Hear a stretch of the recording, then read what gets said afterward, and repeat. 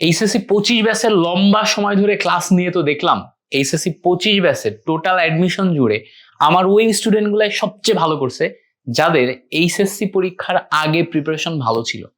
HSC 26 ব্যাচে যারা আছো তোমাদের আর মাত্র 3 মাস মতো একদম হাতে গোনা টাইম আছে।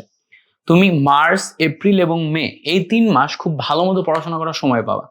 তোমার হয়তো মনে হচ্ছে এই 3 মাস অনেক সময়, কিন্তু বিশ্বাস করো এটা একদম চোখের পলকে দেখতে দেখতে চলে যাবে।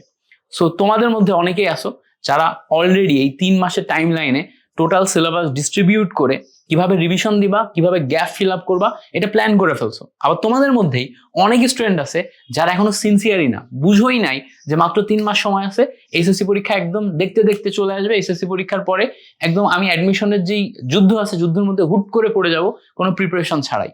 তুমি যদি উইদাউট এনি অ্যাওয়ারনেস হুট করে অ্যাডমিশন টেস্টে যুদ্ধের মধ্যে পড়ে যাও আর তারপরে যে সিদ্ধান্ত নাও যে আমাকে অ্যাডমিশন টেস্ট অনেক ভালো করতে হবে, বিলিভ মি এটা তোমার হার্ট ব্রেক করবে। এইটা তোমার হার্ট ব্রেক করবে। তুমি অনেক ট্রাই করবা লাস্ট মোমেন্টে যে, বাট ওটা তোমাকে পর্যাপ্ত পরিমাণ প্রিপারেশন এনে দিবে না, ফলে তুমি ফাইনালি খারাপই করবা, ভালো করতে পারবো না।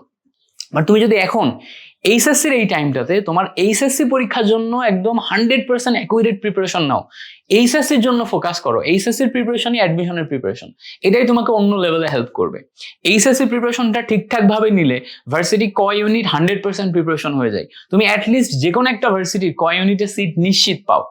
আর যদি তুমি ইঞ্জিনিয়ারিং কিংবা মেডিকেলের স্বপ্ন দেখো সেটার জন্য ডেডিকেটেড আলাদাভাবে স্পেশালাইজ প্রিপারেশন তো লাগে, বাট ভার্সিটি কয়ের জন্য এইচএসসির প্রিপারেশনটাই 100% রেডি করতে হবে। এইচএসসি 26-এর জন্য তোমাদের যত ধরনের সাপোর্ট দেওয়া দরকার ইনশাল্লাহ আমি দিব। আমাদের breaking varsity chemistry Vidyarthi, breaking chemistry by Heisenberg, তারপর হচ্ছে বিদ্যার্থী, এই জায়গাগুলোতে একটু জয়েন করে রাখবা।